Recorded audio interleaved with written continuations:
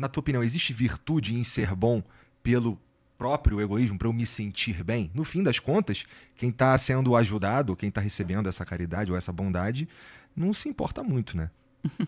Na verdade, o fato de você ser bom, ainda que a princípio você tenha uma intenção de se sentir bem, que isso é uma coisa que acontece muito hoje, há médicos que recomendam, por exemplo, para pacientes praticarem trabalhos sociais, trabalhos voluntários para melhorarem, e melhoram. Ainda que você tenha feito para se sentir bem, a prática do bem, ela vai te autotransformando. E daqui a pouco não é simplesmente por você, porque você sente o resultado, você sente a alegria, você sente a transformação na vida daquela pessoa, e isso começa a te dar uma alegria pela alegria do outro, começa a te dar uma realização pela realização do outro. Seja o bem, quando é genuíno, é muito difícil que não tenha alguma sujeirinha misturada, porque vamos ser nós praticando o bem, e nós nesse momento não somos tão puros assim. Mas a prática do bem continuada, ela vai se corrigindo. Kant dizia que a boa vontade é boa em si, ou seja, ela vai se corrigindo na prática, vai se tornando cada vez melhor. Mas nenhuma virtude que a gente vai praticar nesse momento, dado o nível que a gente tem, não vai ter alguma impurezazinha de egoísmo misturada. Isso significa que a gente, no fim das contas, por mais que as virtudes elas não sejam necessariamente enxergadas de uma forma homogênea, tipo, o que é uma virtude para uma pessoa pode não ser uma virtude para outra pessoa, existe uma verdade universal que permeia tudo, e essa verdade universal, quando perseguida, tende a fazer com que a gente evolua de certa forma. Não é? Então, perseguir essa verdade universal por qualquer caminho é algo válido, ou não? Qualquer caminho que leve para lá. Porque nem todos os caminhos levam para lá, né? Mas quando a gente sabe onde a gente quer chegar, a gente vai tentar encontrar o caminho para que a gente consiga chegar lá, no fim das contas. Com certeza, como eu te falei, se leva para lá, ótimo, qualquer caminho. É como se você imaginasse uma pirâmide multifacetada, quase que uma face para cada ser humano. Mas se através dessa face você vai em direção ao ápice da pirâmide, está dentro, é válido. Agora, cuidado, você pode estar descendo a pirâmide, não subindo. Então, tem certos relativismos, como você falou mesmo, que são um pouco prejudiciais. A gente achar que tudo é relativo. O que é ideal para mim não é ideal para o outro. A gente sabe, por exemplo, que a organização molecular das moléculas de carbono para formar um diamante não é uma coisa relativa, é uma coisa absoluta, é aquilo ali. Se você quer se tornar diamante, você tem que se organizar daquela forma. A mesma coisa uma planta, para se tornar uma dicotiledônia, uma angiosperma, tem ali uma organização celular, tem ali um requinte que a natureza tem que alcançar, não é por qualquer caminho. Ou seja, para se tornar um verdadeiro ser humano, também tem um nível de requinte e um objetivo único. Ou seja, o ser humano tem que ter valores universais, tem que ter um certo grau de sabedoria.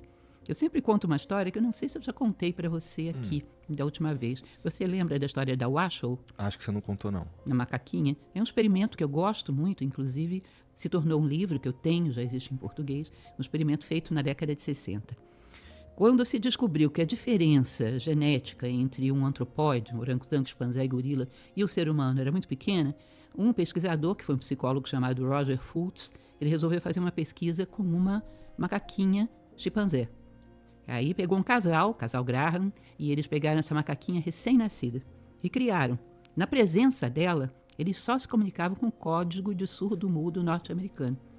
Eles perceberam que uma dificuldade muito grande para a linguagem é o aparelho fonador do animal, que é muito rudimentar em comparação com o nosso. Né? Então, eles só se comunicavam com o código de surdo-mudo.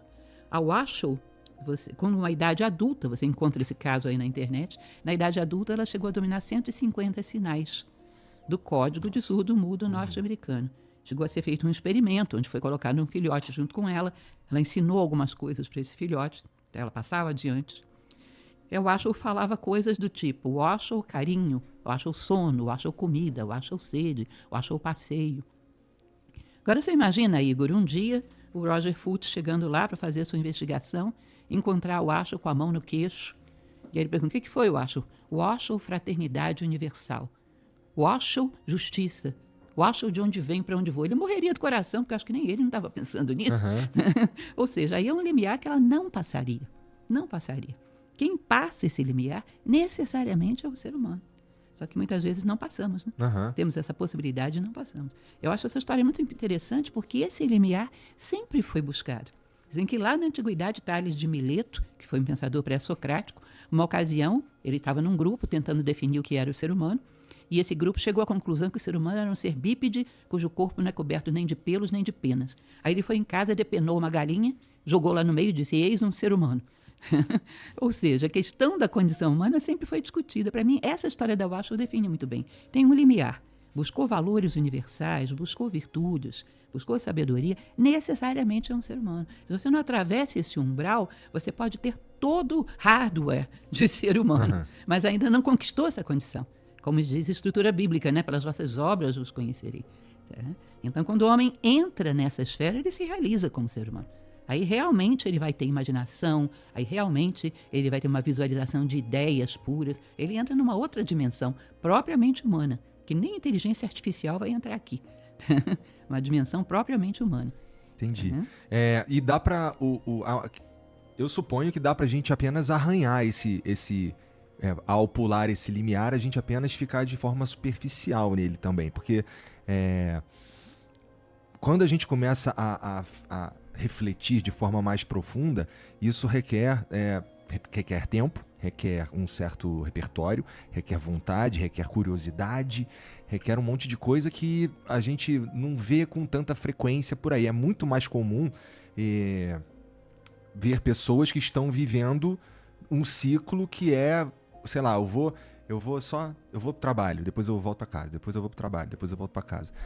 Parecido com a história que eu ouvi você contando também, acho que na doutora Ana Beatriz, que você estava vendo um filme lá dos indígenas quando criança, e aí você, minha vida é parecida com isso daqui, eu vou pra escola, volto, e aí faço dever de casa, aí almoço, aí vou dormir, aí não sei o quê. A maioria das pessoas está nesse ciclo no fim das contas, né? Isso não quer dizer, no entanto, que não pularam pro outro lado desse limiar que os torna humanos. Quer dizer que não se aprofundaram, no entanto. Então, assim, precisa, nesse caso, de um esforço maior ainda para que a gente consiga se desenvolver nesse sentido, não é? Existe um detalhe aí. A pessoa pode dizer, eu vou passar esse umbral agora.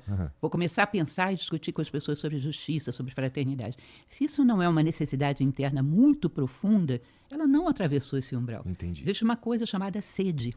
Essa sede, você pode estar ocupado como você estiver, pode estar correndo, mas dentro de você existe uma angústia que necessita de respostas. Porque uma hora ela vai te forçar a parar e buscar respostas. Às vezes as pessoas até interpretam isso mal, acham que isso aí é uma depressão, é um problema psicológico, vão se tratar.